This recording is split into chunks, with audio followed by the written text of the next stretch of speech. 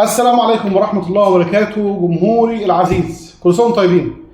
رمضان قرب يا جماعة، رمضان على الأبواب. اللهم بلغنا رمضان لا فاقدين ولا مفقودين. اللهم بارك لنا في رمضان، اللهم ارزقنا الخير كله، اللهم ارزقنا رزقا يتعجب منه البشر.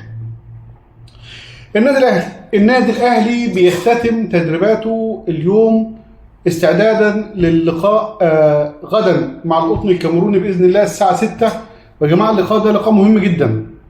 يعني اللي شايف ان اللقاء ده مثلا اللقاء مش مهم او القطن ده فريق مش قوي فريق ضعيف، اللقاء ده صعب. الاهلي ما فس على القطن الكاميروني في ارضه ولا مره. سبحان الله، هي الحكايه بتتأزم مع الاهلي، بس هو اللي حط نفسه في المشكله دي. كولر الحقيقه بيعالج الموقف من وجهه نظري بطريقه مش سليمه. بكره باذن الله عامل تغييرات كتيره في الفريق، ومن ضمن التغييرات دي ان هو مش هيبدا بمحمد الشناوي، هيبدا المباراه علي لطفي، ودي مشكله وده غلط. ده غلط لان الجمهور بيهاجم محمد الشناوي، والجمهور بيقول لك محمد الشناوي اخطا كتير، ومحمد الشناوي كان سبب اهداف. انا من وجهه نظري انا كده بقتل اللاعب عندي. انا من وجهه نظري انا بقتل اللاعب نفسيا. يعني انا كان من وجهه نظر لمحمد الشناوي لو عايز رايح في اي ماتش، الا الماتش ده اللي جاي بعد المباراه بتاعت صن داونز. ما علينا طبعا، هي الامور الفنيه هو المتحكم فيها. كمان مش يبدا باليو ديانج، كمان مش يبدا باحمد عبد القادر. تغييرات كتير في النادي الاهلي. النادي الاهلي محتاج ايه؟ النادي الاهلي محتاج تدعيم كبير جدا في صفوفه، لان اللي جاي اقوى. مش في البطولة دي، لا، اللي جاي عموما للنادي الأهلي أقوى. لما الاتحاد الدولي لكرة القدم فيفا بيعلن إن الأهلي هيشارك في كأس العالم للأندية 2025 بنظامه الجديد 32 فريق، الأهلي لازم يكون غير كده.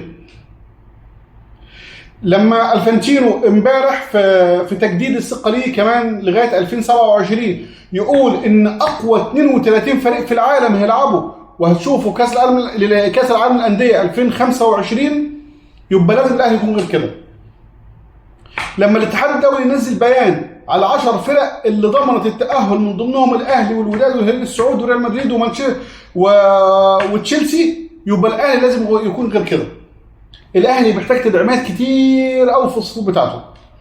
بس احنا كجمهور نعالج الموقف ازاي؟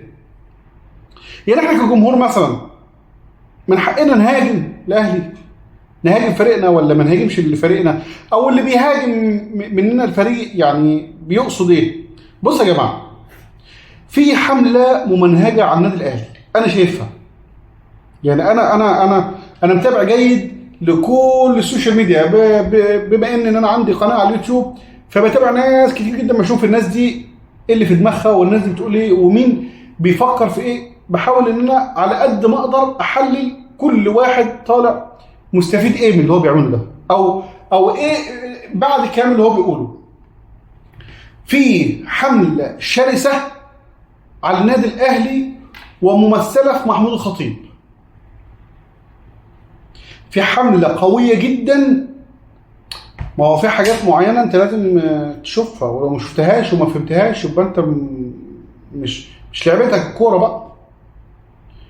انا هقول حاجه وربنا يسامحني ان كنت خطأ فيها. يعني شايفين يا جماعه من بعد دخول مرتضى منصور السجن في هجوم على النادي الاهلي. اقسم بالله النادي الاهلي لو فاز 5 هيطلعوا برضه في التلفزيون ينتقدوا في النادي الاهلي وينتقدوا في محمود الخطيب. اللي انا شايفه ان في هجوم شرس على النادي الاهلي. الاهلي بيساعد في الكلام دوت، الاهلي بيساعد في الكلام دوت بالنتائج بتاعته. الاهلي بيوفر لهم ماده خصبه ان هم يلعبوا في عقول الناس ويتكلموا مع الجمهور ويحاولوا ان هم يستفزوا جمهور الاهلي علشان يوصلوا لمرحله ان هم يقولوا يلا يا خطيب. ايوه، الاهلي بيساعد على الكلام دوت بالنتائج بتاعته. الجمهور الحقيقي للنادي الاهلي عباره عن اب. انت ابنك لما يغلط ما تقتلوش. ابنك لما يغلط تبقى زعلان منه، عاوز يكون احسن حاجه. لكن الهجوم والشتايم والخطأ اللي بيحصل على السوشيال ميديا ده مش من ابناء الاهلي، ده حاجه تانية ولجان تانية وناس تانية وكله فاهم مين ورا مين ومين عاوز ايه. الناس ما بقتش عبيطه، الناس دلوقتي بقت فاهمه كل حاجه. الاهلي بينهي استعداداته للقاء القطن الكاميروني. هتقول لي الاهلي هيصعد، اقول لك الاهلي مش هيصعد. الحكايه اتطبقت واتلعبت بين صن داونز وبين الهلال، والمصلحه الهلال والمصلحه صن داونز ان الاهلي ما يكونش موجود. الاهلي لما بيكون موجود افريقيا كلها بتبقى قلقانه، يعني لمصلحه الفرق كلها اللي هتبقى موجوده الثمان فرق، مصلحه الاهلي ما يكونش موجود. اقسم بالله الاهلي ممكن يتعثر، لكن الاهلي لما بيصعد بياخد البطوله وبيوصل للنهائي. فمن مصلحه الهلال ومصلحه صن داونز ان الاهلي يكون بره. حتى صن داونز فرط في صداره المجموعه وخلى الهلال بقى هو الاول، مش مشكله، بس الاهلي ما يصعدش. وادوكم شايفين طبعا في 11 واحد من صن داونز